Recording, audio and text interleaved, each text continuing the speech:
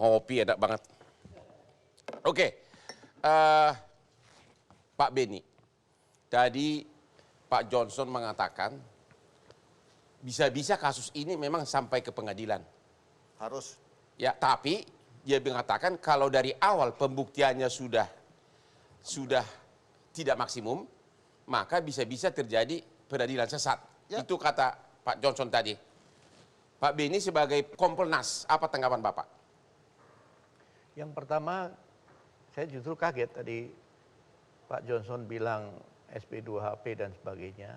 Karena pada saat gelar awal kami hadir dengan tim penyidik dan sebagainya, dibuka ruang seluas-luasnya kalau ingin tahu perkembangannya, tanyakan langsung. Jadi bayangan kami semuanya sudah jalan. Artinya informasi itu akan diberikan tahapan perkembangannya ini. Itu yang tadi saya agak kaget. Coba dulu tanyakan langsung ke Pak Beni, apa yang menurut Anda ini bisa ke arah peradilan sesat? Pointernya coba tanyakan dulu ke beliau. Ujung dari semua ini, karena ini pidana, kan harus dibawa ke pengadilan. Oke, apa yang kurang sekarang ini? Apa yang Anda khawatirkan dari segi pembuktian? Kalau seluruh prosedur ini tidak ditempuh, dan yaitu apa?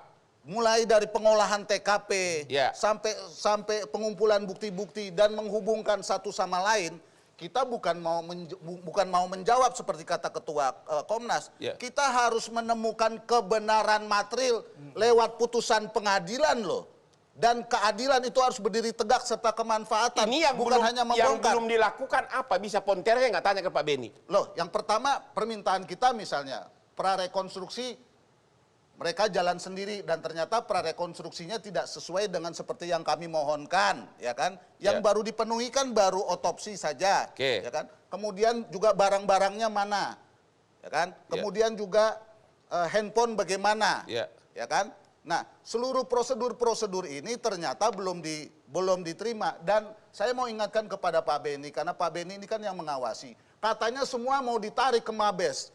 Ternyata waktu prarekonstruksi, Pak, itu semua Polda.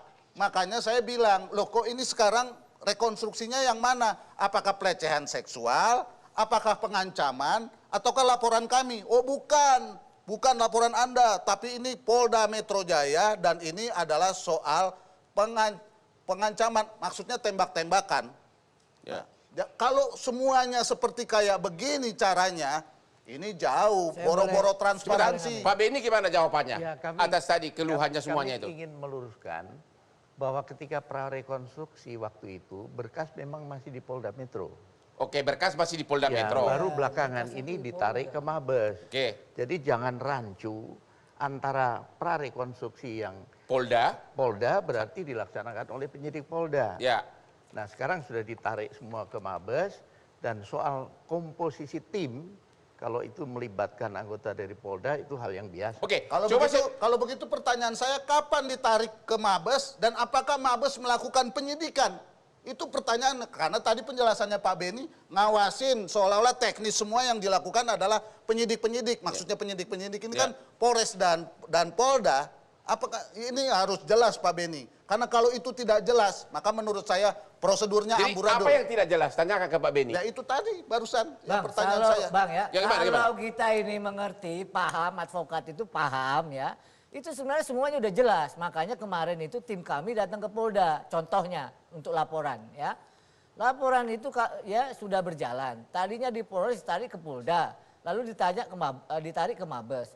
Nah kemarin karena kami tahu prosesnya itu makanya kami tanyakan sampai mana laporan ini ya, ke mana? Ke Dirtipidum. Nah, karena komposisinya ini ya ada juga penyidik dari Polres, ada juga dari Polda, ada dari Mabes.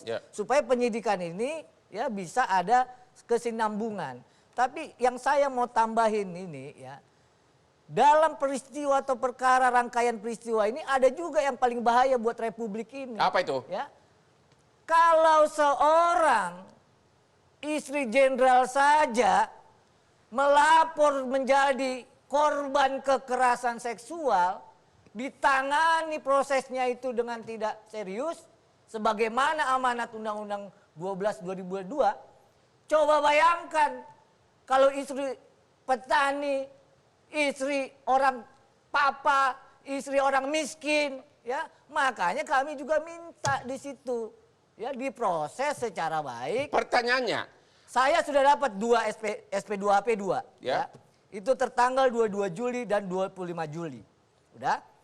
Jadi menurut SP2HP yang diterima kami tertanggal 25 Juli ya, itulah kenapa kami datang menyampaikan permohonan kalau memang sudah dipanggil saksi-saksi, kalau sudah ada yang namanya hasil psikologi forensik, kalau sudah ada hasil yang namanya psikologi klinis, Abang kan tahu prosesnya apa? Ya gelar perkara.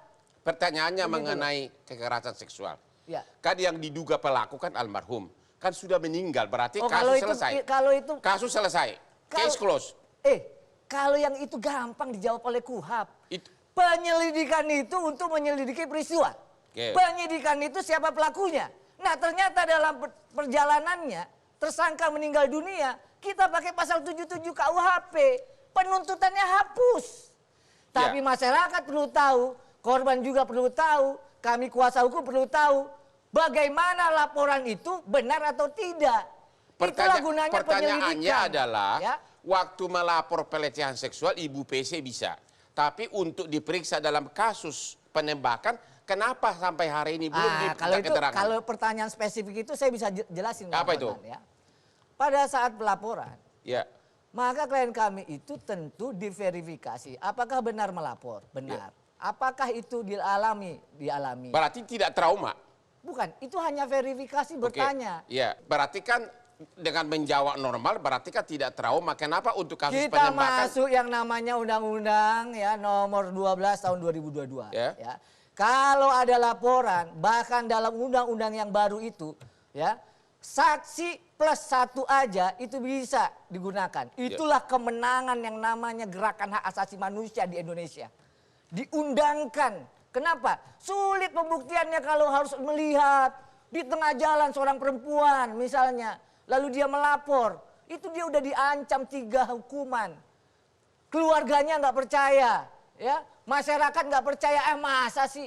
Nanti dia jadi saksi korban dan menerangkan di muka persidangan. Dia juga dihakimi. Oke, jadi kapan kira-kira Ibu PC siap untuk diminta keterangan dalam Itu kasus kalau itu penembakan? pertanyaannya Ya. ya itu pakai pasal 113. Jika ada alat yang sah, maka siapapun dia bisa didatangi. Maksudnya Kalau- penyidik mendatangi atau Boleh. Dan itu nggak perlu dikasih tahu sama Johnson apakah sudah diperiksa, apakah sudah ini nggak perlu. gimana ini Johnson? Namanya juga penyidikan. Gimana ini kamu itu Johnson? Semua bahasanya transparan. Iya. Presiden ngomong begitu, Ini Menko Polhukam penyidikan, begitu, ini Menko penyidikan, Polhukam ya. ngomong, Penyidikan ini nggak ada keadilan, wajib. ini keadilan Nggak ada publik, kewajiban ini penyidik keadilan melaporkan. publik, Nggak ada. ini keadilan Ya. publik. Yo Nggak jangan ada. cuma bicara kepentingan, Tidak ada rakyat menuntut, kewajiban. Saya rakyat selalu menuntut. ngomong namanya kemanusiaan, Ya. namanya keadilan. Ya, nggak Anda ada. bilang tadi ini Nggak istri ada. jenderal diperlakukan Nggak ada. kayak begini. Nggak ada. Lah, Ya. tempuh prosedur hukum, Ya. Bos. Kemarin kita Tuntut. datang kok. Tuntut Oke, supaya Kita rakyat datang. semua oke, tahu. oke, Ya kan? oke, Supaya rakyat datang. tahu. oke, cukup, Ya. cukup. Didatangi. Kalau gitu Pak Damanik, tanggapan Komnas HAM atas Ibu PC yang belum diminta keterangan apa?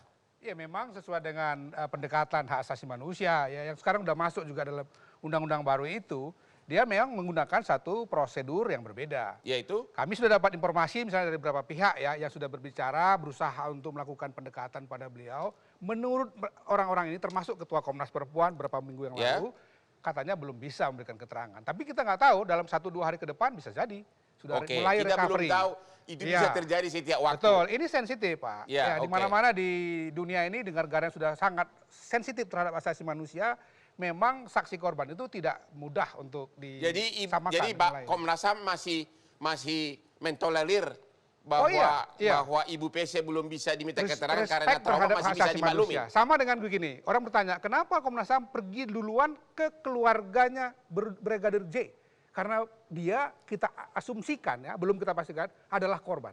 Tapi Itu- bagaimana dengan perasaan korban, keluarga korban? Lah, Kalau makanya- dalam kasus-kasus lain kan kalau ada saksi yang tidak datang atau ada alasan tertentu biasanya dikirim tim dokter. Iya. Bahkan dijemput oleh penyidik. sudah ada psikolog yang Saya sekarang terpaksa melakukan ngomong nih terapi. untuk soal ini nih. Soal keluarga Terpaksa misalnya. nih, saya terpaksa ngomong nih soal ini. Ya.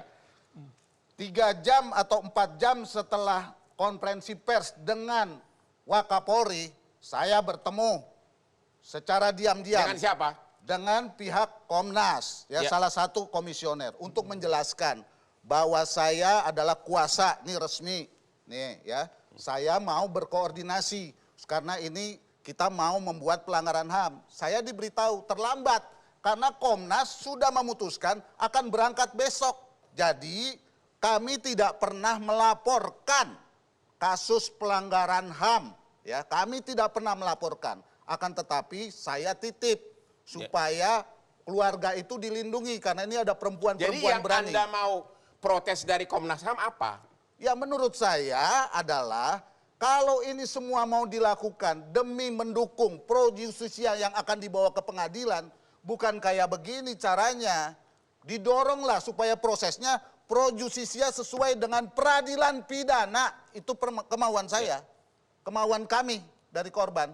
Dan kebetulan beberapa hal direspon baik oleh institusi Polri. Salah satunya adalah otopsi ulang, tapi yang lain-lain enggak. Tadi kan Anda mengkritik Komnas HAM. Ya. Kritikan Anda terhadap Kompolnas apa?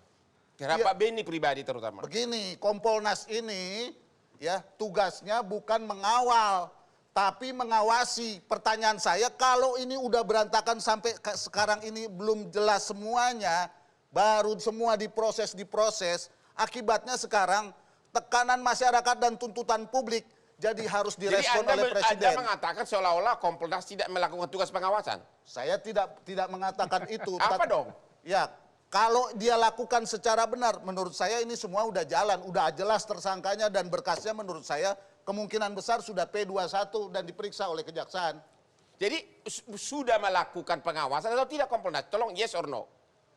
Lah kalau melakukan begini loh, pertanyaan itu agak sulit saya jawab karena yang dijelaskan selama rapat-rapat, misalnya Pak Beni bersama dengan Ibu Pungki berangkat ke Polres, ya kan? Itu berarti melakukan pengawasan. Tetapi inti apakah pengawasan itu telah dilakukan secara benar sehingga semuanya ini menjadi Menurut jelas? Anda?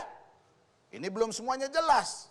Jadi artinya apa? Jalankan pengawasan dan pengawalan, tapi ini tidak jelas. Makanya yang respon Presiden dan Menko Polhukam. Oke, kita istirahat lagi deh. Kita bahas lagi sesudah yang berikut ini.